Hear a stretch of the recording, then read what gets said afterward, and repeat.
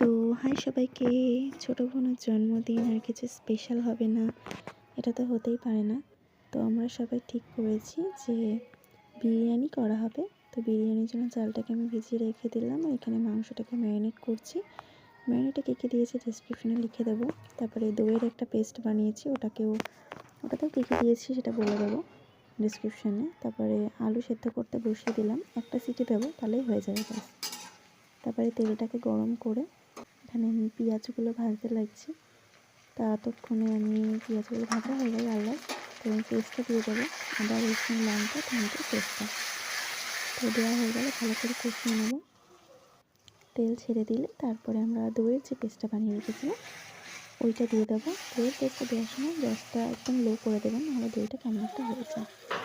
তো তারপরে এই পেস্ট থেকে ভালো করে তেল ছেড়ে আসলে আমরা ম্যারিনেট করে মাংসটা দিয়ে দেবো। তো ম্যারিনেট করা চিকেনটা মিনিমাম 1 ঘন্টা আপনাকে রাখতে হবে যাতে ভালো একটা টেস্ট আসে। তো তারপরে একটা চিকেনটাকে ভালো করে কষাতে হবে একদম, যতক্ষণ না জলটা শুকিয়ে একদম তেল বেরিয়ে আসছে, মাংসের থেকে জল ছাড়বে, ওটাকে শুকিয়ে একদম তেল বেরিয়ে আসা অবধি ভালো করে কষাতে হবে। আর বিরিয়ানিতে দেবো যেহেতু, তো আরও ভালো করে কষালে আরও ভালো হবে।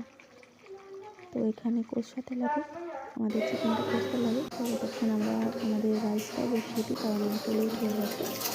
তো রাইস এখানে জল গরম করতে বসিয়ে দিয়েছি, তার মধ্যে একটু তেল, গোটা গরম মশলা দিয়ে তারপরে চালটাকে দিয়ে দিলাম। তো একদিকে ভাত হচ্ছে আর এদিকে চিকেন দেখুন আমার কি সুন্দর তেল ছেড়ে দিয়েছে। এবার আমরা জল অ্যাড করব, জল দিয়ে বেশি জল দেবো না, গ্রেভি হবে। তো জল দিয়ে কষিয়ে নামিয়ে